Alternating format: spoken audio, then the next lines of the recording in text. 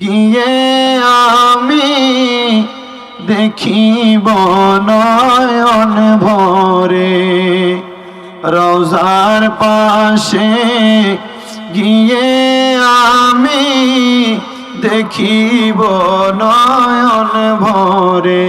আমি কবে যাব রওজার কিনারে, আমি কবে যাব রওজার কিনারে। যে গিয়েছে মদিনাতে ভাইরে নবী জিরে রওজাতে, যে গিয়েছে মদিনাতে ভাইরে নবীজির রওজাতে, ভয় নাই তাহার দুই জাহানে বলেছেন নবী হাদিসে, বলেন ভয় নাই তাহার দুই জাহানে বলেছেন নবী হাদিসে। আমি কবে যাব রওজার কিনারে, আমি কবে যাব রওজার পাশে গিয়ে আমি দেখিব নয়ন ভরে।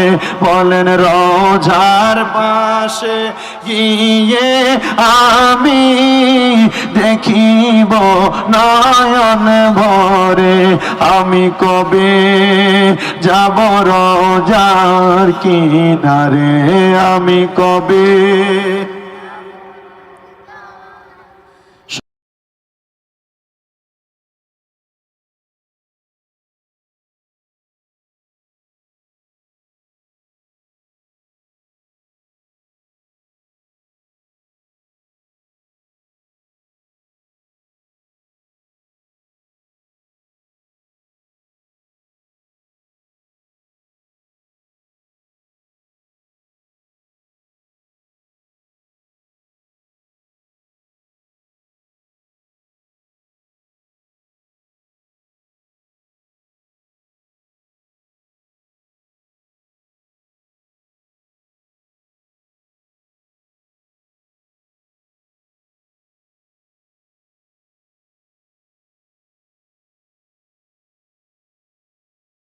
চান্দিনা থানা দিনে নবাবপুর লেবাস উত্তর পানাম ডাক্তার শহীদুল ইসলাম মেম্বার সাহেবের বাড়ি প্রাঙ্গণে লেবাস যুব সমাজের উদ্যোগে পবিত্র ঈদ মিলাদুন্নবী সাল্লাল্লাহু আলাইহি ওয়াসাল্লাম উদযাপন উপলক্ষে কবরবাসীর মাগফিরাত কামনায় এই জান্নাতের বাগানে যারা আসলেন, আপনারা সবাই উত্তর দেন, আমরা সবাই কার বান্দা? আল্লাহর বান্দা। এই কথাটা বলতে কোনো অসুবিধা হবে নি। তাহলে একটু ডান হাত তুলে উচ্চ কণ্ঠে করে ডাকবেন আল্লাহ। আওয়াজ মানি না, আরো মোহাব্বতের আওয়াজে কোন আল্লাহ। দুইটা হাত তুলা কোন ইয়া রাসূলুল্লাহ, আরো উচ্চ কণ্ঠে বলেন ইয়া ওলি আল্লাহ। বন্ধুরে, আমরা সবাই আল্লাহর বান্দা, তবে একটা কথা সত্য, আল্লাহর বান্দা আমরা ততক্ষণ দাবি করি যতক্ষণ পর্যন্ত আমরা বিপদে পড়ে আছি। আমরা সুখের মুখ দেখার পরে আল্লাহ তাআলার জিকির করা ব্যতীত, সুখের মুখ দেখার পরে আল্লাহ তাআলার নামাজ তো দূরের কথা, সুখের মুখ দেখার পরে আল্লাহ তাআলার যেই কোনো স্বাভাবিক কোনো ইবাদত করতে আমাদেরকে দুনিয়ার জমিনে মসজিদের মধ্যে হাইয়া আলাস সালাহ বলে কতবার কতবার কতবার ডাকা হয়, কিন্তু আমরা বান্দারা সাড়া দেই না। কতবার আমাদেরকে ডাকা হয় মসজিদের দিকে, হাইয়া আলাল ফালাহ বলে কল্যাণের দিকে আসো, আমরা সেখানে সাড়া দেই না। বলে হুজুর কেন? কারণ আমরা আমাদের দুনিয়ার সম্পদের লোভ লালসার মধ্যে জেগে আছি। এই জন্য আমার আল্লাহ তাআলা কোরআনুল কারীমের মধ্যে ঘোষণা করে, ইয়া আইয়ুহাল্লাযীনা আমানু তাকুল্লাহা ওয়াল তানজুর নাফসুম মা কদ্দামাত লিগাদিন ওয়াত্তাকুল্লাহা ইন্নাল্লাহা খাবীরুম বিমা তা'মালুন। জবান খুলে উচ্চ কণ্ঠে জোরে পড়েন আল্লাহু আকবার। আমার মুসলমান ইমানদার ভাই বাবারা, আল্লাহ তাআলা ঘোষণা করে ইয়া আইয়ুহাল্লাযীনা আমানু, হে ইমানদারেরা, ইত্তাকুল্লাহ, তোমরা আল্লাহকে ভয় করো, ওয়াল তানজুর, তোমাদের প্রত্যেকের তাকানো উচিত, নাফসুম মা কদ্দামাত লিগাদ, তোমাদের পূর্ববর্তীদের দিকে যারা দুনিয়ার জমিনের মধ্য থেকে আগে ব্যতীত হয়ে গেছে, আগে চলে গেছে। আল্লাহ তাআলা ঘোষণা করে শুধু তাই নাই রে বান্দার দলেরা, ইত্তাকুল্লাহ, তোমরা আল্লাহকে ভয় করো।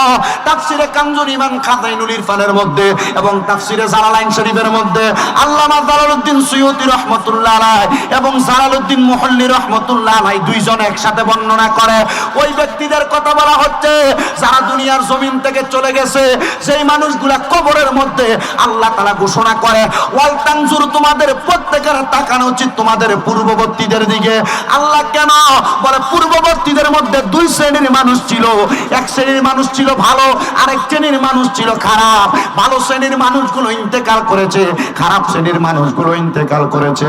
ইয়া রাসূলুল্লাহ, ইয়া হাবিবাল্লাহ, ভালো শ্রেণীর মানুষ এবং খারাপ শ্রেণীর মানুষ, দুই শ্রেণীর মানুষ যে ইন্তেকাল করলো, এই দুই শ্রেণীর মানুষের ইন্তেকালের পরবর্তী অবস্থা সম্পর্কে আপনি আমারে জানিয়ে দেন। হযরত আনাস ইবনে মালিক রাদিয়াল্লাহু তাআলা আনহু, নবীজির আনসারী সাহাবী, উনি আমার নবীজির 10 বছর খেদমত করেছেন, এই জন্য আনাস ইবনে মালিককে উপাধি দেওয়া হয়েছে খাদিমুর রাসূল।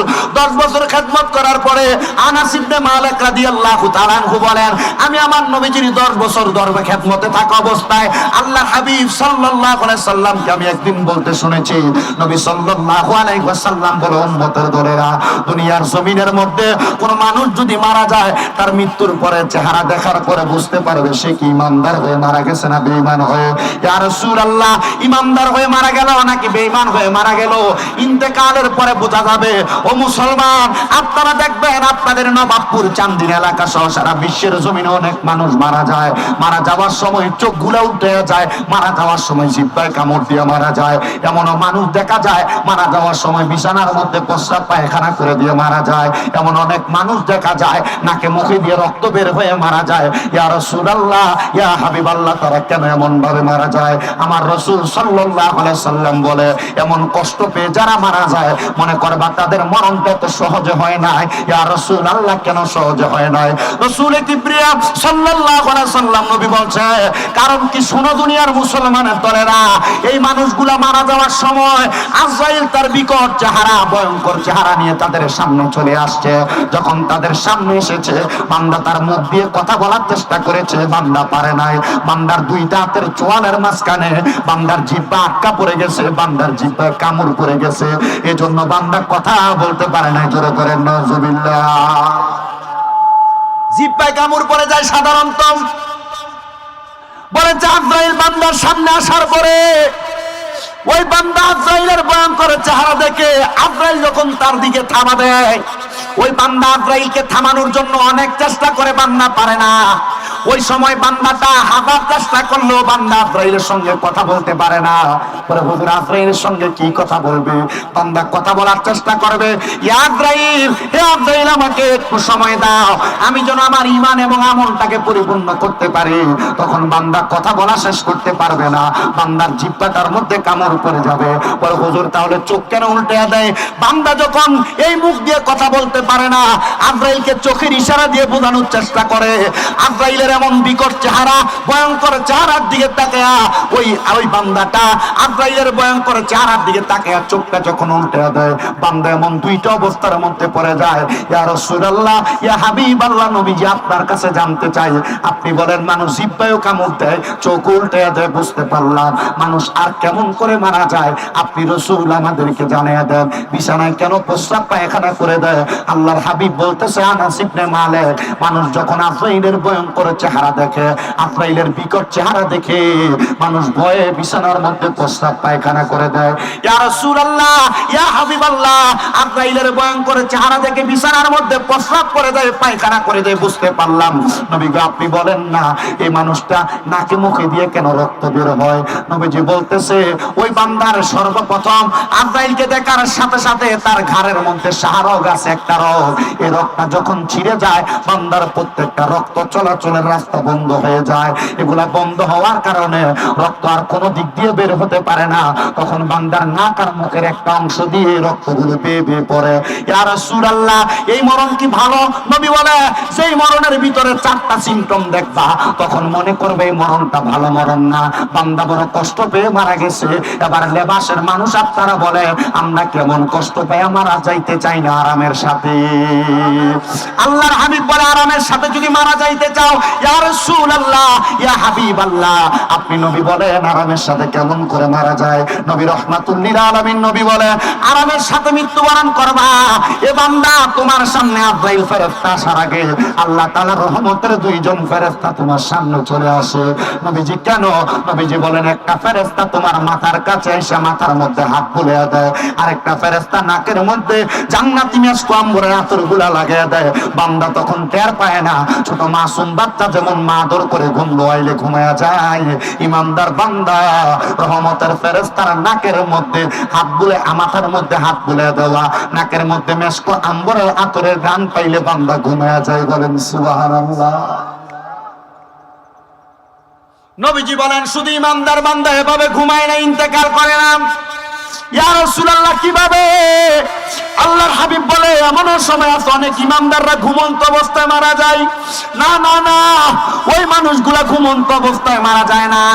যখন ইমানদার কোন বান্দা ঘুমায়, আজরাইল ফেরেশতা আমার আল্লাহ তাআলার কাছে খবর পাঠায়, আল্লাহ এ বান্দার হায়াত তো শেষ, আমি বান্দার রূহ কবজ করতে চাই। তখন আজরাইলকে আমার আল্লাহ তাআলা আদেশ করেন, হে আজরাইল, বান্দার রূহটা তুমি কবজ করবা, হায়াত শেষ হয়ে গেছে। কিন্তু বান্দা তো এখনো ঘুমন্ত অবস্থায়। ঘুমের মানুষটাকে মৃত্যুর সাথে তুলনা করেছে আল্লাহর হাবিব রাসূল সাল্লাল্লাহু আলাইহি ওয়াসাল্লাম বলে, যেহেতু ঘুমন্ত অবস্থায়, তাকে অবস্থায় ঘুম থেকে জাগ্রত করা যাবে না। নবীজি, তাহলে তার রূহটাকে আমি কবজ করব না। আল্লাহর হাবিব সাল্লাল্লাহু আলাইহি ওয়াসাল্লাম ঘোষণা করতেছে, শোনো, আজরাইল ফেরেশতা আল্লাহ তাআলার কাছে এই কথা বললে তাকে উত্তর দেওয়া হয়, কারণ হাবিবে কিবরিয়া সাল্লাল্লাহু আলাইহি ওয়াসাল্লাম বলেছে, দুনিয়ার জমিন থেকে কোন ইমানদার বান্দা যখন মারা যাবে, যে বান্দা বিকৌলি লা ইলাহা ইল্লাল্লাহ ফাদাখালাল জান্নাহ, বান্দা তার জবান দ্বারা লা ইলাহা ইল্লাল্লাহ বলেছে, বান্দা তো জান্নাতে যাবে। দুনিয়াতে জান্নাতি কোন মানুষ যখন মারা যাবে, মারা যাওয়ার সময় তার জবান দ্বারা কালিমা বের হবে। এই আজরাইল, এই বান্দা তো এখনো ঘুমন্ত অবস্থায়, বান্দার মধ্যে কালিমা বের হবে না। অল্প কিছুক্ষণ পরে বান্দার ঘুম ভেঙে যাবে, তখন তুমি বান্দার দেহ থেকে রূহটা আলাদা করবে। আজরাইল ফেরেশতা অপেক্ষা করবে, একটা রহমতের ফেরেশতা। আপনি আমি যদি ইমানদার হই, আপনার আমার সামনে জান্নাতে একটা তামার খেজুর নিয়ে আপনার আমার সামনে হাজির হয়ে যাবে। আবার কোন কোন বর্ণনায় পাওয়া গেছে, ওই ফেরেশতা আপনার আমার সামনে জান্নাতে একটা আপেল নিয়ে হাজির হয়ে যাবে, যে আপেল অথবা খেজুরের মধ্যে লা ইলাহা ইল্লাল্লাহু মুহাম্মাদুর রাসূলুল্লাহ সাল্লাল্লাহু আলাইহি ওয়াসাল্লাম লেখা থাকবে। ইয়া রাসূলুল্লাহ, ইয়া হাবিবাল্লাহ, ওই আপেল খেজুর নিয়ে কেন উপস্থিত হবে? ইমানদার বান্দাকে ইন্তেকাল আগে খাবারের কথা বলবে না? না, ইমানদার বান্দা যখন ঘুম থেকে জাগ্রত হয়ে যাবে, ওই আপেল এবং তামার খেজুরের দিকে তাকিয়ে তাকিয়ে ইমানদার বান্দার জবান দিয়ে পড়বে, লা ইলাহা ইল্লাল্লাহু মুহাম্মাদুর রাসূলুল্লাহ সাল্লাল্লাহু আলাইহি ওয়াসাল্লাম। জবান খুলে উচ্চ কণ্ঠে জোরে জোরে পড়েন আল্লাহু আকবার। গভীর মনোযোগ দিবেন।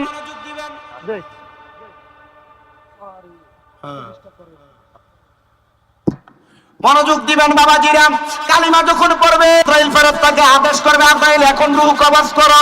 আল্লাহ, বান্দা কষ্ট পাবে, ওই বান্দারা তো কষ্ট পাবে। আল্লাহ তাআলা বলে, আজরাইল, বান্দা কালিমা পড়ার সময় বান্দার মুখ দ্বারা একটা বাতাস নিঃসৃত হয়েছে, ওই বাতাসের মাধ্যমে বান্দার দেহ থেকে তুমি রূহটা কবজ করো। আল্লাহর কসম, ছোট বাচ্চা যেমন ভাবে ঘুমায়া যায়, ইমানদার বান্দা তেমন ঘুমায়া যাবে, মৃত্যুর যন্ত্রণা টের পাবে না। বলেন সুবহানাল্লাহ। ইয়া রাসূলুল্লাহ, ইয়া হাবিবাল্লাহ, ও মায়ার নবী, মৃত্যুর যন্ত্রণা টের পাবে না। ইমানদার বান্দা তো মরেই না। আল্লাহ তাআলার কোরআন বলে, ওয়ালা তাকুলু লিমান ইউকতালু ফি সাবিলিল্লাহি আমওয়াত বাল আহইয়াউ ওয়ালাকিন লা তাশউরুন। হুজুর, কোরআনের মধ্যে দেখলাম আল্লাহর যারা প্রিয় বান্দা, খাস বান্দা, ওই বান্দারা মারা যায় না, ওই বান্দারা জিন্দা। তাদেরকে যারা মৃত বলে ধারণা করে, ওয়ালাকিল্লা তাশউরুন, তারা মূর্খ নির্বোধ, তারা বোঝে না। হুজুর জানতে চায় তাহলে বান্দার রূহটা কি করা হয়? আল্লাহর হাবিব সাল্লাল্লাহু আলাইহি সাল্লাম হাদিস বর্ণনা করে, হাদিসে জিবরাইল নবীজি বলে, জিবরাইল আলাইহিস সালাতু ওয়াস সালাম আমি নবীর কাছে ঘোষণা করেছে, যখন বান্দার রূহ নেওয়া হয়, আজরাইল ফেরেশতা বান্দার রূহটা নিয়ে যখন ফিরত চলে যায়, এমন টাইমে আজরাইলের হাতের মধ্যে ইমানদার বান্দার রূহটা থাকে না। বন্ধু আমার, আমাদের দেশের মধ্যে এক প্রজাতির মাছ আছে, যেই মাছকে হাত দিয়ে ধরতে গেলে এটা পিছলের মতো পড়ে যায়, যেটা আমরা বাইং মাছ বলে জানি। বাইং মাছ না, বাইং মাছ অথবা কুচ্চা, যেটা গ্রামের ভাষায় বলা হয়, ওই বাইং মাছ ধরতে গেলে এটা ছাই অথবা বালি ছাড়া থাকে না হাতের মধ্যে। আজরাইল ফেরেশতা হাতের মধ্যে নিবে। আমাদের কুমিল্লা আলিয়া মাদ্রাসার মধ্যে হেড মুহাদ্দিস আব্দুর রাজ্জাক হুজুর যখন এই হাদিসটা ঘোষণা করে বলতেছেন, উনি বলেন বাইং মাছ যেমন ভাবে হাত থেকে পিছল খেয়ে খেয়ে পড়ে যায়, আজরাইলের হাতের মধ্যে থেকে ইমানদার বান্দার রূহটা তেমন ভাবে পড়ে যাবে। ইমানদারের বান্দার রূহটা ইমানদারের দেহটা ছাড়তে চাইবে না, কারণ ইমানদারের পুরাটা দেহের মধ্যে নূর আর নূর। আল্লাহর হাবিবের নূরের ব্যাপারে আলোচনা, এই নূরের ব্যাপারে আলোচনা অনেক পরের কথা। ইমানদার যারা, পাক্কা মুসলমান যারা, পাক্কা ইমানদার যারা, এদের দেহটা নূর, এই বান্দাটা বুঝে না। বান্দা নামাজ পড়ার কারণে, রোজা রাখার কারণে বান্দার পুরাটা দেহের মধ্যে আল্লাহ তাআলা ঈমানি নূর দ্বারা বান্দার দেহ ভরপুর করেছে, বলেন সুবহানাল্লাহ। তাহলে বোঝা যায় যারা নামাজ পড়ে, যারা রোজা রাখে, আল্লাহ তাআলার ইবাদত করে, এদের দেহটা নূর দ্বারা ভরপুর হয়। কথা বলেন ঠিক কি না? এটা আল্লাহর হাবিবের কথা।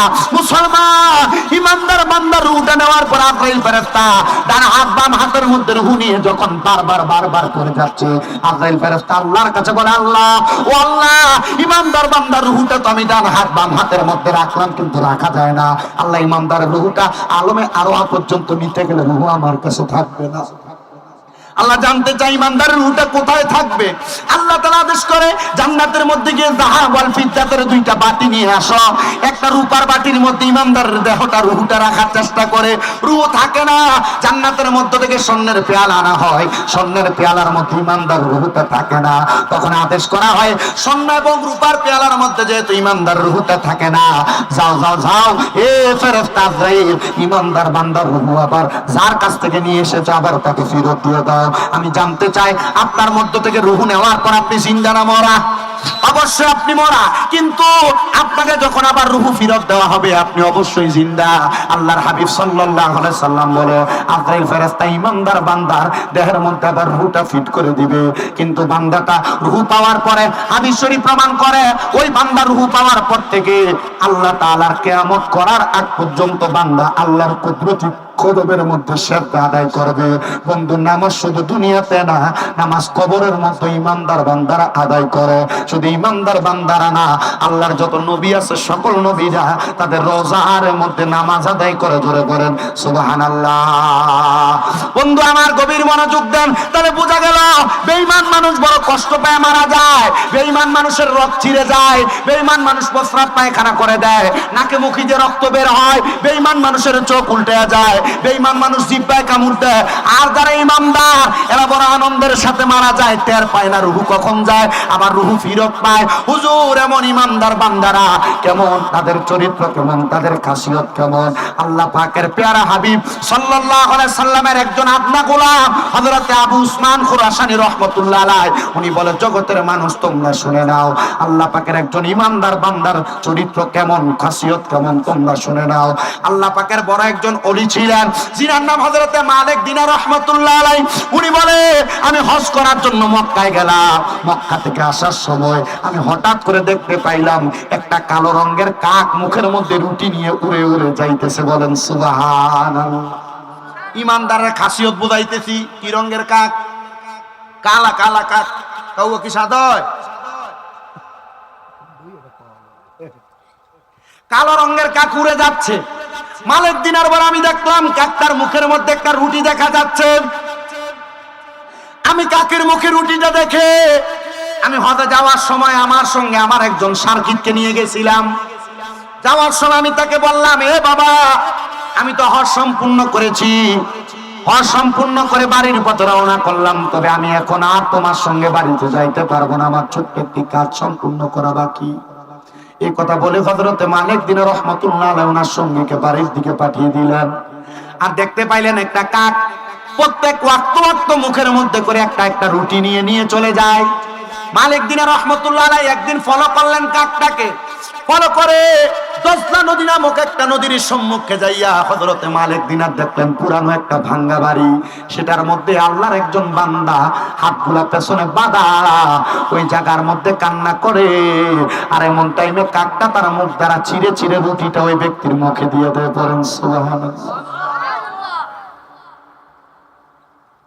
মুখের মধ্যে রুটিটা দিয়ে দেয়।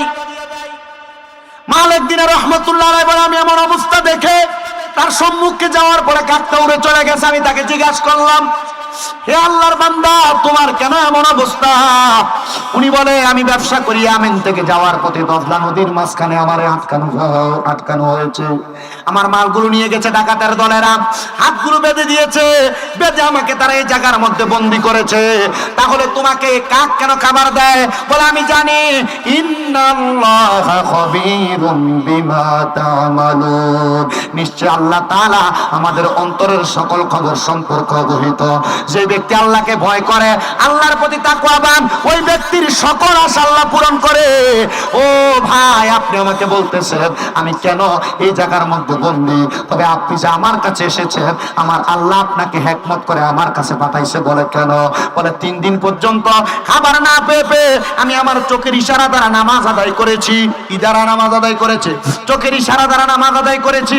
আর আমরা একদিন জ্বর হইলে, সর্দি হলে আমাদের নামাজ ছুটে যায় না। মুসলমান শোনো, আমি কেন বলছি আল্লাহর খাস বান্দাদের কথা। ওই আল্লাহর বান্দা ডাক দিয়ে বলে, তুমি যে আমার কাছে এসেছো মালিক দিনার, তুমি আমার ইচ্ছায় আসো নাই, আমার আল্লাহই তোমারে পাঠাইছে। বলেন সুবহানাল্লাহ। মালিক দিনার রহমতুল্লাহ আলাইহি বলে, কেন এমন কথা বললা?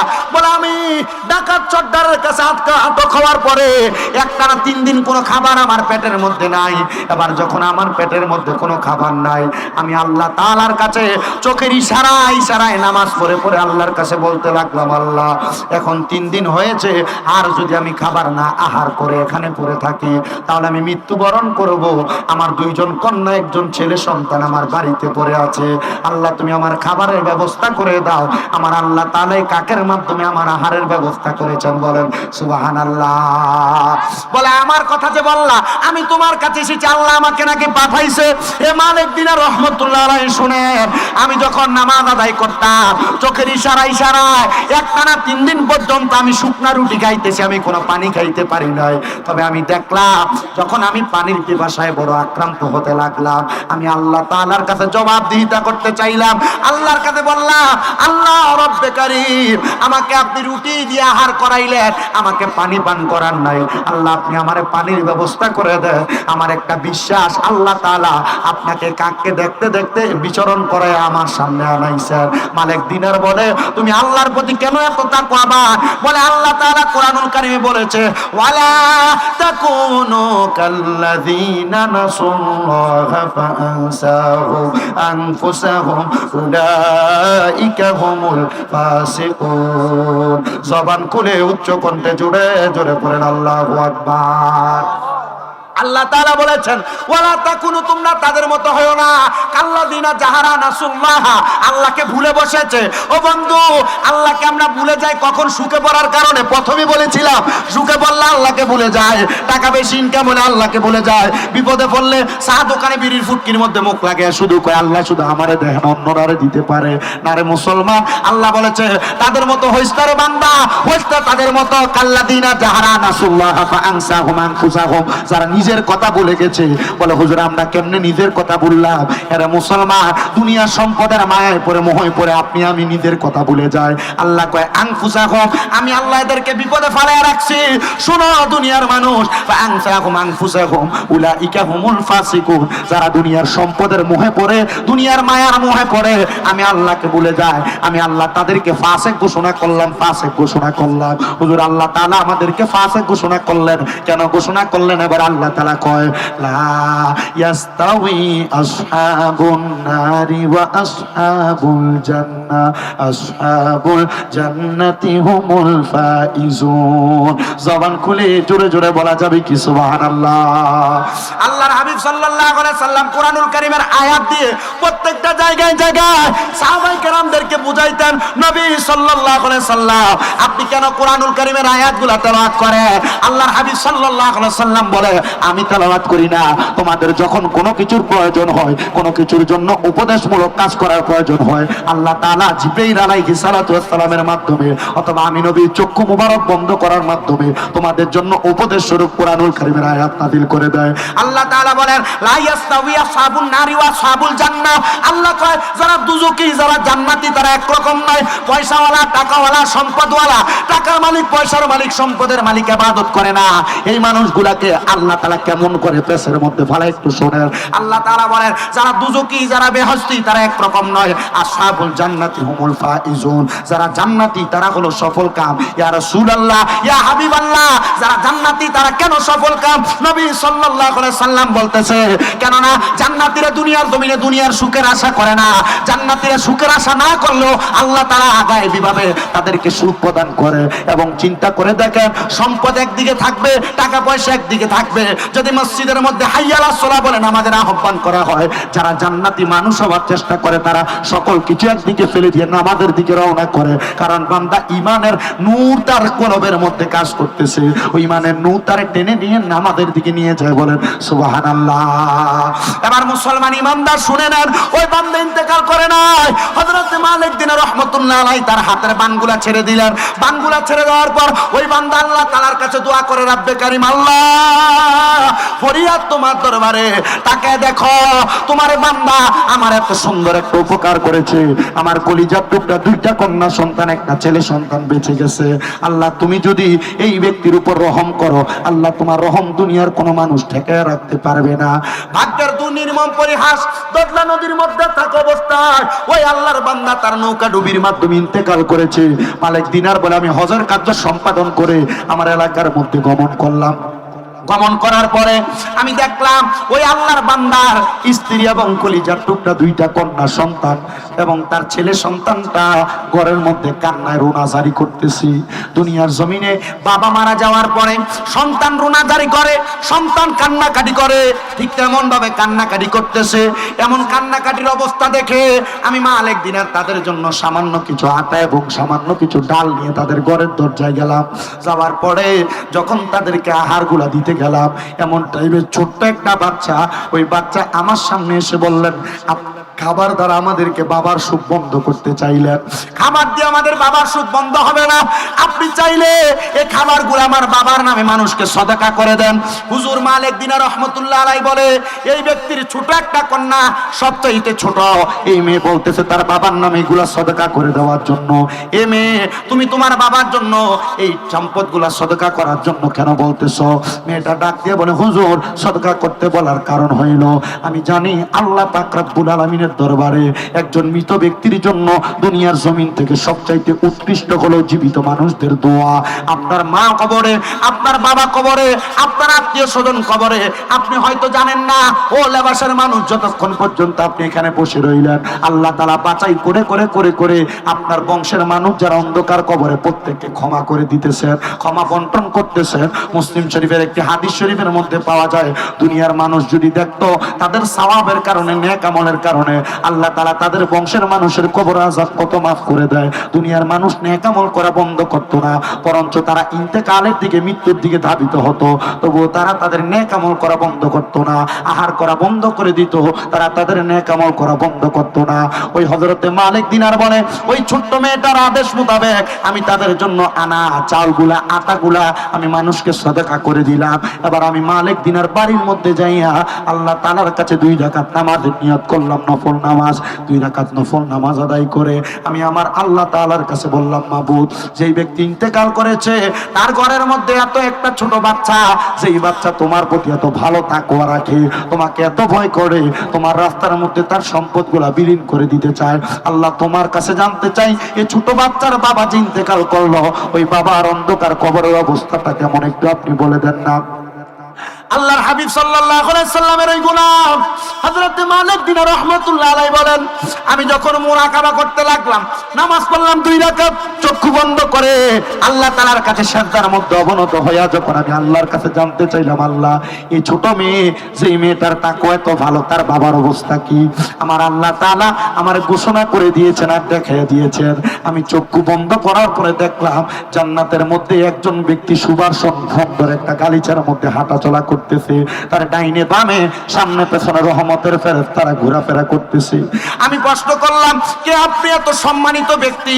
উনি বলে, আমি ওই সন্তানের বাবা যেই দুই সন্তান বড় নেককার সন্তান। আমি ওই সন্তানের বাবা যেই সন্তান দুনিয়ার জমিনের মধ্যে কোরআনকে হিফজ করেছে তার আম্মা জানের কাছে। বলে, কোন সন্তান? বলে, আমার একজন ছেলে সন্তান তার আম্মা জানের কাছে কোরআন পড়ে পড়ে হিফজ করে ফেলেছে। আমার এমন দুই কন্যা সন্তান যে তার আম্মা জানের কাছে শিক্ষা গ্রহণ করে পর্দার মধ্যে রয়েছে। মুসলমান ইমানদার, আপনি আমি নামাজ পড়ি, কিন্তু আমার বউ আপনার বউ, আমার মা আপনার মা, আপনার ভাই আপনার ভাইয়ের বউ, আপনার নিজের বউ, এরা বেপরদা ঘুরে বেড়ায়। আপনি এখান দিয়ে নামাজ পড়তেছেন, আপনার বউ বেপরদা রাস্তায় ঘুরতেছে। আল্লাহর কসম, এই নামাজের কোনো কাম হবে না।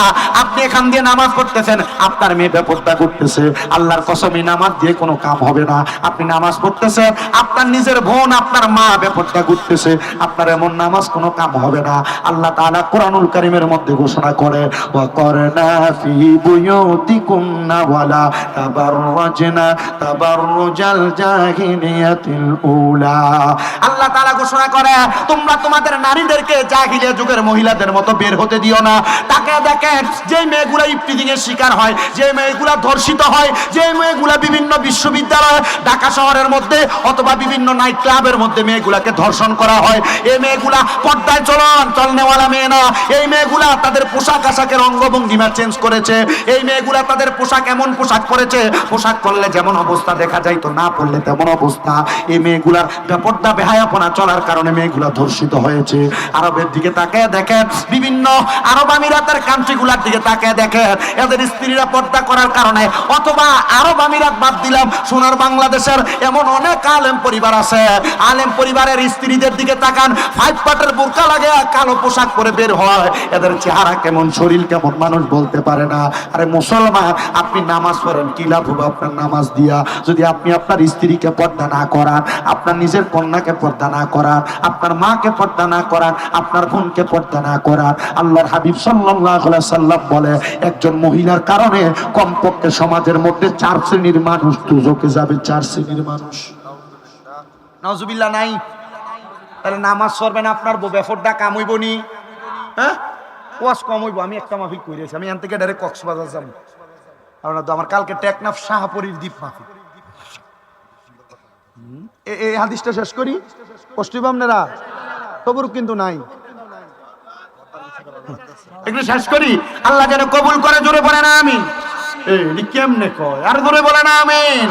ও বন্ধু, আল্লাহর হাবিব বলে, দুনিয়ার জমিনের মধ্যে একজন কন্যা সন্তানের কারণে, একজন মেয়ের কারণে 4 প্রকারের পুরুষ মানুষ দুজকে যাবে। দেখবেন আপনারা অনেকে এমন দুজকে যাবেন না, রেডি হয়ে রয়েছেন, শুধু মুহূর্তের দেরি। আপনারা অনেকে রেডি, বলে হুজুর কেন? নবী সাল্লাল্লাহু আলাইহি সাল্লাম বলে, একটা কন্যা সন্তান জন্ম দেওয়ার পরে যদি কোনো বাবা তার কন্যাকে পর্দা না করায়, আপনি আপনার কন্যাকে জন্ম দিলেন, আপনি বড় খুশি, আমার কন্যা সন্তান হয়েছে। নবীজি বলছে, একটা কন্যা সন্তান যার আছে তার একটা জান্নাত, 2টা কন্যা সন্তান যার আছে তার 2টা জান্নাত, যার 3টা কন্যা সন্তান আছে সে নবীজির সঙ্গে জান্নাতে থাকবে। আপনার মেয়েটা বেফরদা চলবো, আপনি জান্নাতের মালিক হবেন, এটা চলবে না। নবীজি বলতেছেন, দুনিয়ার জমিনে জন্ম দেওয়ার পরে একটা বাবার মেয়ের প্রতি দায়িত্ব হলো তার পর্দা মেনটেন করা। যদি ওই বাবা তার মেয়েকে পর্দা না করাইতে পারে, বেপর্দা হওয়ার কারণে ওই মেয়ে দুজকে যাবে, একা যাবে না। মেয়ে তখন আল্লাহর কাছে নালিশ করবে, আল্লাহ আমার আব্বা আমারে পর্দা করায় নাই, আমি একা যাব না, আমার বাবাকে নিয়ে আমি দুজকের মধ্যে যাব। 2 নাম্বার, একটা ভাই তার বোনের কারণে দুজকে যাবে।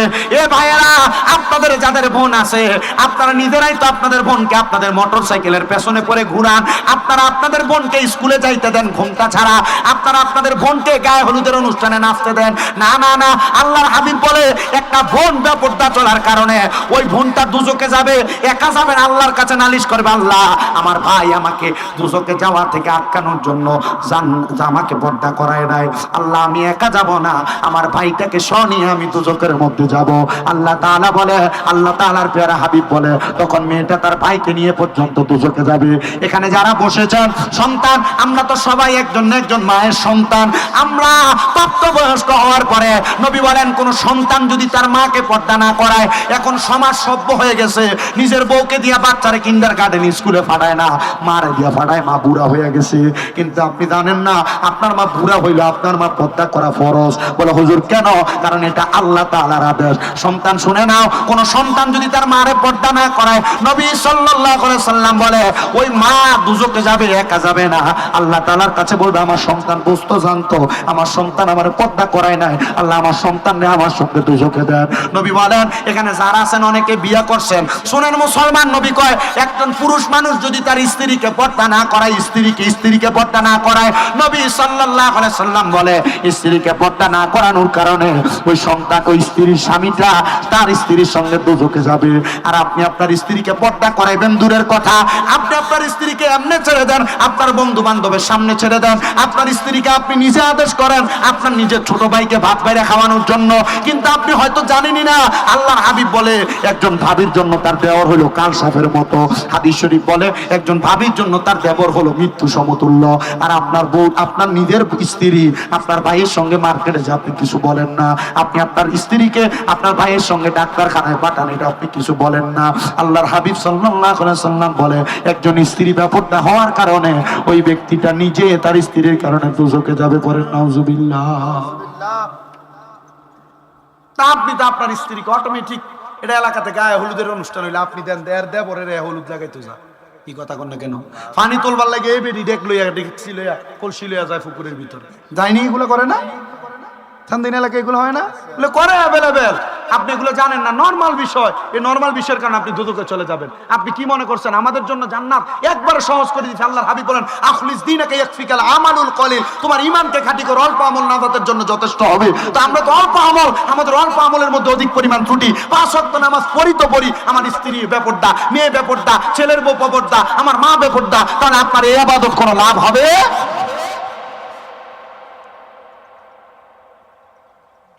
খোরাসান নামক এলাকা, এলাকার মধ্যে আল্লাহ তাআলার একজন খাস বান্দা বসবাস করতেন, আবুল হাসান তাসতুরি রহমাতুল্লাহ আলাইহি। উনি বলে আমি একদিন নামাজরত অবস্থায় ছিলাম ফজরের সময়, হঠাৎ করে আমার ঘরের মধ্যে দেখতেছি হঠাৎ করে একটা সুবাস আসতেছে, সুঘ্রাণ আসতেছে। আমি দৌড়ে গেলাম, কবরের সামনে যায় দেখতেছি আমার সম্মুখে একটা পুরাতন কবরের মধ্যে থেকে কেমন জানি একটা সুঘ্রাণ আসতেছে। আমি আল্লাহ তাআলার কাছে দোয়া করতে লাগলাম, আল্লাহ এটা কার কবর যার কবর থেকে তো সুঘ্রাণ আসতেছে? আল্লাহ তাআলার পক্ষ থেকে আমার জানাইয়া দিতেছে, ও আল্লাহর বান্দা, এটা এমন একজন বান্দার কবর যেই বান্দার স্ত্রী এখনো পর্যন্ত টানা 3 মাস খাবার ছাড়া তার ঘরের মধ্যে আল্লাহ তাআলার ইবাদত করতেছে, আর আল্লাহ তাআলা তার স্ত্রীর পর্দার কারণে তার কবরের মধ্যে নাজাত প্রদান করেছে। সুবহানাল্লাহ। আর বর্তমান জামানার ভিতরে জামাই মরে গেছে তো এটা শেষ। কি কথা কই না কেন? আপনি ভিক্ষুক বলবেন ভিক্ষা করে, আর ভিক্ষা করলে পর্দার সাথে ভিক্ষা করা যায়। আপনি ভালো মানুষ বলবেন ভালো, হ্যাঁ ভালো, কিন্তু এটা ভিক্ষা করতে যায় তো এটা পোশাক আশাকের অবস্থা ভালো। আমার চোখের সামনে আমার এক ওস্তাদ, কখনো ওনার সামনে কেউ হাত বাড়াইলে উনি ওনাকে ফিরিয়ে দিতেন না। এই রমজানের ঈদের আগের কথা, 2-3 দিন আগে। তো ওস্তাদ আমারে শুধু ওই রাত্র প্রায় 2:30 বাজে আমারে কয়, তুই যে আলহামদুলিল্লাহ আল্লাহ তোরা টাকা পয়সা দিছিস, তুই এগুলার দেশটা কেন? আমি কইলাম হুজুর এগুলার কেমনে দিতাম কোন? এগুলার তো শরীরের সব গঠন আকৃতি সব ঠিক আছে হুজুর, এটা তো না কাজ করতে পারে। তা আমি কইলাম হুজুর এখন দেখেন আপনার একটা পরীক্ষা দেখাই। কি দেখা? তো পিছন দিয়ে এসে একটা বাচ্চা কোলে আসে, হুজুর আসসালামু আলাইকুম হুজুর কিছু। আমি কইছি শোনো, আমার আম্মা বাড়িতে একা, আমরা একটা কাজের লোক খুব বেশি দরকার, তুমি ভিক্ষা করে যা পাও আমি সেই বেতন দিব, তুমি আমার বাড়িতে কাম করবা। বেটি আমার ডাইরেক্ট দিলে দিবেন, না দিলে নাই, এত রকমের কথা কোন কি?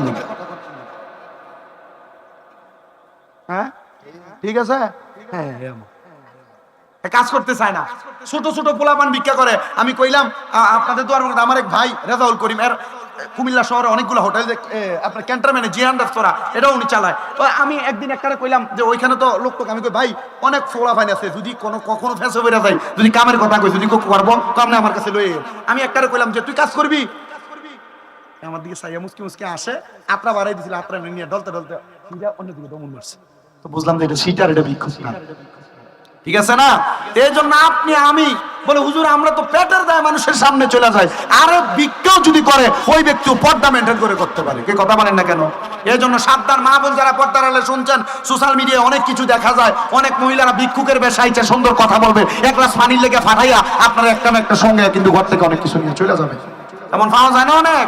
এগুলা থেকে অনেক সাবধান হইতে হবে। আল্লাহ তাআলা আমাদেরকে বাঁচাক, আল্লাহ তাআলা আমাদেরকে রক্ষা করুন। জোরে পড়েন আল্লাহুম্মা আমিন। সাল্লাল্লাহু আলাইহি সাল্লামের পর্দার ব্যাপারে আরো কি বলেন শোনেন। নবী সাল্লাল্লাহু আলাইহি সাল্লাম বলে, একজন পুরুষ মানুষ যদি তার মহিলাদেরকে পর্দা না করাইতে পারে, তাহলে ওই পুরুষ মানুষ যেন জ্বলন্ত একটা আগুন, জ্বলন্ত একটা আগুন, ওই আগুনের মধ্যে তাকে পেছন দিয়ে কেউ ধাক্কা দিয়ে ফেলে দিবে। ওই পুরুষ মানুষ কি ওই আগুনটাকে ভয় করবে? নবী সাল্লাল্লাহু আলাইহি সাল্লামের সাহাবায়ে কেরাম বলি, ইয়া রাসূলুল্লাহ, আগুনে পড়তে কে না ভয় করবে? নবীজি বলে, তাহলে সে ব্যক্তিকে বলো, সে যেন তার স্ত্রীদেরকে পর্দা করায়, সে যেন তার কন্যাকে পর্দা করায়, মাকে পর্দা করায়, তার ঘরের মধ্যে যত মহিলা তাদেরকে পর্দা করায়। ইয়া রাসূলুল্লাহ, ইয়া হাবিবাল্লাহ, কেন? নবীজি বলে, যদি সেগুলা না করে তাহলে ইন্তেকাল করার পরে বেহিসাব ওই ব্যক্তি দুজকের আগুনের মধ্যে পড়বে।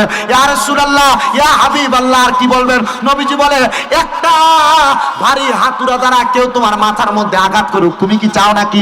নবী সাল্লাল্লাহু আলাইহি সাল্লাম বলে, না, আমি চাই না। নবীজি বলতেছে, শোনো, যদি না চাও দুনিয়ার জমিনের মধ্যে তোমরা তোমাদের নারীদেরকে পর্দা করাও। ইয়া রাসূলুল্লাহ, ইয়া হাবিবাল্লাহ, কেন? নবীজি বলেছে, যদি তোমরা এগুলা না করো তাহলে তোমাদের মুখের মধ্যে গরম হাতুড়ি দ্বারা, লোহার হাতুড়ি দ্বারা আঘাত করা হবে। ও বন্ধু, আপনি আজকে বাড়িতে যে আপনি যদি আপনার বউরে কর আর ঘুমটা ছাড়া বাইর হইও না, বউ দেখবেন আপনার থোতার উপরে বলে দিবে, কি কন আজকে কোন অসুবিধা আসছেন, আপনি কি মৌলভী সাহেব নাকি? আপনার বউ আপনার কথা শুনতে চাইবে না। তো আপনার বউ আপনার কথা শুনবে কেমনে? আপনি নিজেই তো নামাজ পড়েন না, সিগারেট খেয়ে বউয়ের কাছে যান, মুখের ভিতরে দুর্গন্ধ। কথা কয় না কেন? মুখে দুর্গন্ধর অভাব নাই, এজন্য আপনার বউ আপনার কথা শোনে না। এজন্য আগে নিজে ভালো হবেন। কু আনফুসাকুম ওয়া আহলিকুম নারা। বন্ধু শোনেন, আগে নিজে জাহান্নামের আগুন থেকে বাঁচো, তারপরে আপনি আপনার আহালকে বাঁচাইবেন। আগে আপনি নিজে বাঁচতে হবে। বলে, হুজুর কেমনে বাঁচবো? ও বন্ধু, আপনি বাঁচবেন আগে আপনি নামাজ পড়েন, আপনি ঠিকভাবে চলেন। আপনার কথা শোনাইতে হইলে আপনাকে সেই কোয়ালিটির হইতে হবে। এলাকার মধ্যে একটা নামাজি মানুষ কথা বললে মানুষ এমন শুনবে, ফুটটা করবে এমন শুনবে নাকি? নামাজি ব্যক্তি কোনো কথা বললে স্বাভাবিক মানুষ তার কথাটা মানবে। একজন নামাজি মানুষ নেককার মানুষ, আর একজন খারাপ মানুষ, যে ব্যক্তি নেশা করে, সে বললে মানুষ তারে পাত্তাও দিবে না। এজন্য আপনি তাদের সঙ্গে তুলনা করে আপনি নামাজি হন, আপনার বউকে পর্দাওয়ালা বানান। তবে অনেক মা বোনদের একটা খাসিয়ত হলো, জামাই ভালো হোক আর খারাপ হোক, জামাই যদি কোনো কিছু না করে ওই নায়ের উপর দিয়ে এটাকে হা বানানোর মহিলারা বড় চেষ্টা করে। আমি মাদেরকে বলবো, আপনারা এমন স্বামীর অবাধ্য হওয়া থেকে সাবধান হয়ে যান। হুজুর কেন?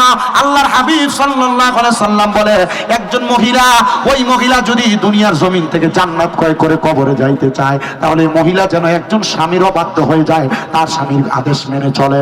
আল্লাহর হাবিব সাল্লাল্লাহু আলাইহি সাল্লাম বলে, আমি কবরে যাওয়ার, আমি যখন রাহমাতুল লিল আলামিন নবী মেরাজের মধ্যে গমন করলাম, জাহান্নামের মধ্যে আমি রাহমাতুল লিল আলামিন নবী তিন শ্রেণীর মহিলা দেখেছি। এক শ্রেণীর মহিলা চুলগুলাকে আগুনের মধ্যে, আগুনের উপর চুলগুলাকে লটকায়া তার দেহটাকে সেক দেওয়া হচ্ছে। আমি নবীজি মেরাজের মধ্যে যাওয়ার পর আরেক শ্রেণীর মহিলা দেখলাম, যাদের স্তনের মধ্যে গরম রড লাগিয়ে দিয়ে তাদেরকে সেক দেওয়া হচ্ছে। আরেক শ্রেণীর মহিলা দেখলাম, যাদের মাথাটা নিচের দিকে, পাগুলো উপরের দিকে ছেক দেওয়া হচ্ছে। ইয়া রাসূলুল্লাহ, আপনি কি বলতে পারেন তারা কারা? নবী সাল্লাল্লাহু আলাইহি সাল্লাম বলে, ওই জাতের মহিলা, যেই মহিলারা তাদের মাথার চুলকে তাদের মাথা থেকে উঁচা করেছে। দেখবেন আপনার মেয়ে, আপনার বউ, আপনার ছেলের বউ মাথার চুল বাঁধে, মাথা তার সাইড আঙ্গুল্লা, কিন্তু মাথার উপরে যে চুল বাঁধা রাখছে এটা 8 আঙ্গুল 6 আঙ্গুল লম্বা। বার করে রাখে না? এটা হাদিস শরীফের মধ্যে বলছে উটের কুচের মতো করে রাখছে। আমি এদেরকে দেখছি দুজকের আগুনের মধ্যে পুরায়। নবী বলেন, ওই মহিলা যাদেরকে স্তনের মধ্যে রড লাগায় পুরানো হচ্ছে, ইয়া রাসূলুল্লাহ, ইয়া হাবিবাল্লাহ, তারা কারা? নবী সাল্লাল্লাহু আলাইহি সাল্লাম বলে, যারা পোশাক পরে উলঙ্গ ছিল সমাজের মধ্যে। হুজুর পোশাক পরে উলঙ্গ কারা? আপনার বউ যে ফাতনা কাপড়টা পরে, ফাতলা শাড়িটা পরে, আপনার বউ যে বোরকা পরে, আপনার মাইয়া যে বোরকা পরে, তার শরীরের আকার আকৃতিতে বোঝা যায়। নবী কয়, এরাই পোশাক পরে উলঙ্গ, এদেরকেই দেখছি স্তনের মধ্যে গরম রড লাগাইয়া ঝুলাইয়া দেওয়া হয়েছে। ইয়া রাসূলুল্লাহ, ইয়া হাবিবাল্লাহ, আপনার কষ্ট হইতেছে কোন? শেষ করতেছি। ইয়া রাসূলুল্লাহ, ইয়া হাবিবাল্লাহ, ও মায়ার নবী, আরেক প্রকার মহিলা যাদের পাগুলো উপরে ছিল, মাথাগুলো নিচে ছিল, তারা কারা? আল্লাহর হাবিব সাল্লাল্লাহু আলাইহি সাল্লাম বলে, তারা হলো ওই প্রকার মহিলা যারা স্বামীর অবাধ্য, স্বামীকে লানত প্রদান করত। জি, স্বামীকে লানত প্রদান করত। দেখবেন আপনি আপনার স্ত্রীকে এই ধরনের কথা, ওই ধরনের কথা বলার কারণে আপনার স্ত্রী মাঝে মাঝে আপনাকে লানত দেয়। মহিলাদের মধ্যে এই স্বভাবটা বেশি। মা বোনেরা তাদের স্বামীদেরকে লানত প্রদান করে। মা আল্লাহর গজব পড়ে না। এই ব্যক্তিটা মরেও না, অমুকের বাপ মরেও না, এমন গজব প্রদান করে, লানত প্রদান করে, নিজের সন্তানকে লানত দেয়, নিজের স্বামীকে লানত দেয়। নবী বলে ওই মহিলা যারা স্বামীর অবাধ্য, স্বামীদেরকে পুরুষদেরকে লানত প্রদান করে, ইয়া রাসূলুল্লাহ তাহলে আপনি স্বামীর অবাধ্য মহিলারাও দুজকে জ্বলবে, আপনি তাদের কথা বললেন। নবীজি বলেন ও দুনিয়ার মানুষ শুনে নাও, যদি একটা মহিলা দুনিয়া থেকে জান্নাত জয় করে আসতে চায়, মহিলা যেন তার স্বামীর বাধ্যগত হয়ে যায়। আর মা বোনেরা, স্বামীর বাধ্যগত হবে দূরের কথা, স্বামী এক কথা বারবার বলার পরে এই কাজটা মহিলারা আরো বেশি বেশি করতে চায়। না না না, মা বোনেরা আপনি আপনার স্বামীর প্রতি আচরণ সুন্দর করবেন, সদাচরণ করবেন, আপনার স্বামী যেমন ভাবে চায় আপনি তেমন চলার চেষ্টা করবেন। ও বন্ধু, আপনি যদি আপনার নিজের স্ত্রীটাকে সুন্দরভাবে চালাইতে পারেন, আপনার স্ত্রী যদি আপনার কথাগুলা বোঝে, তাহলে আপনি সমাজের মধ্যে সুন্দরভাবে আপনার পরিবারকে উপস্থাপন করতে পারবেন। আর আপনি যদি আপনার স্ত্রীকে বেপরোয়াভাবে উপস্থাপন করেন, অন্ধকার কবরে আপনার স্ত্রী যেমন শাস্তি পাবে আপনি তেমন শাস্তি পাবেন। কিন্তু আমার অনেক পুরুষ ভাইয়েরা, আপনার স্ত্রী আপনার সঙ্গে যত ভালো আচরণ করুক না কেন, আপনি কিন্তু আপনার স্ত্রীর সঙ্গে ভালো আচরণ করেন না। আল্লাহ দোহাই লাগে স্ত্রীদের সঙ্গে ভালো আচরণ করবেন। মহিলা মানুষ আপনারা জানেন বাঁকা হাত দিয়ে তাদেরকে বানানো হয়েছে, তারা যদি মাঝে মাঝে আপনার কথা থেকে একটু রূপ পালট হয়, আঘাতটা একটু কম কইরেন। আল্লাহর হাবিব সাল্লাল্লাহু আলাইহি সাল্লাম বলে তোমাদের মহিলারা যদি তোমাদের সঙ্গে কোনো অন্যায় করে, তোমরা সর্বপ্রথম তাদের বিছানা আলাদা করে দাও, দ্বিতীয়ত যদি বিছানা আলাদা করার পরে ভালো না হয়, তোমরা তাদেরকে হালকা প্রহার করো যেন সে বেশি কষ্ট না পায়। যখন তাও না হবে, তার পরিবার থেকে তার সঙ্গে একটা সমাধানের ব্যবস্থা করো। কিন্তু আপনি এগুলা না করে এমন ভাবে ঘুম করে আওয়াজ পিঠের মধ্যে চিল মারেন, যদি কথা হয় না কেন? এগুলা করা যাবে না। নবী সাল্লাল্লাহু আলাইহি সাল্লাম বলেছেন স্ত্রীদেরকে তোমরা আপনি একবার সঠিকভাবে যদি এটাকে পরিচালনা করতে চান, আপনি হাদিসের আইন মোতাবেক চালান, যদি না হয় আপনি তালাক দিয়ে ফেলে কোনো সন্দেহ। তালাক দেওয়ার অনুমতি আছে না? যদি স্ত্রী আপনার বাধ্যগত আপনি ছেড়ে দিতে পারবেন, তখন তো দেখবেন একটা দুটো হয়ে গেল সিধা হুজুর তালাক দিব কেমনে, বিয়ে করতে সময় মোহরণে আসছিল 5 লাখ, তালাক দেওয়ার সুযোগ নাই, 5 লাখ দিবেন করতে গেলে সুদে লোক লাগবো। একটা থেকে কান দিলে অনেকগুলো আলোচনা আসবে। যতটুকু বলতেছি বাবাজিরা বন্ধুরা গভীর মনোযোগ দেন।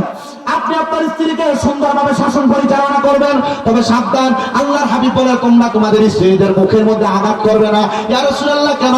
নবী সাল্লাল্লাহু আলাইহি সাল্লাম বলে তারা তোমাদের কাছে সাময়িক সময়ের মেহমান, আমি আবার আমার মেহমানদেরকে আমার কাছে ফেরত নিয়ে যাব। তোমরা তোমাদের স্ত্রীদেরকে দুনিয়ার তোমরা তোমাদের স্ত্রীদেরকে তাদের মা বাবার নাম ধরে গালি দিবা না। ইয়া রাসূলুল্লাহ কেন? নবী বলেন আমি নবী হলাম মহিলাদের বাবা, এজন্য তোমরা মহিলাদের মা বাবার নাম ধরে গালি দিবা না। আর আপনি সর্বপ্রথম বাড়িতে দেয়া পানিটা দিতে দেরি হলে অমুক মারানের জি সাবধান। আরেকটা কথা, প্রবাসীর যারা স্ত্রী মাইকেল আমার শুনতেছেন, এদের ব্যাপারে সোশ্যাল মিডিয়ার মাধ্যমে দেখতেছেন দেখবেন, আপনাদেরকে বলছি আপনাদের স্বামী বিদেশ থাকার কারণে আপনারা একটু বেশি বেশি করে স্বামীর আদেশ মানবেন। বিশেষ করে প্রবাসীর স্ত্রী যারা, তারা স্বামীর আদেশ মানতে চায় না, অবাধ্য হয়ে চলাফেরা করে। আমি বলবো অনেক প্রবাসী ভাইরা মাঝে মাঝে ফোন করে এদের ব্যাপারে বিচার দেয়, হুজুর আমার স্ত্রী কথা শোনে না, আমার স্ত্রী আমার কথা মেনে চলতে চায় না।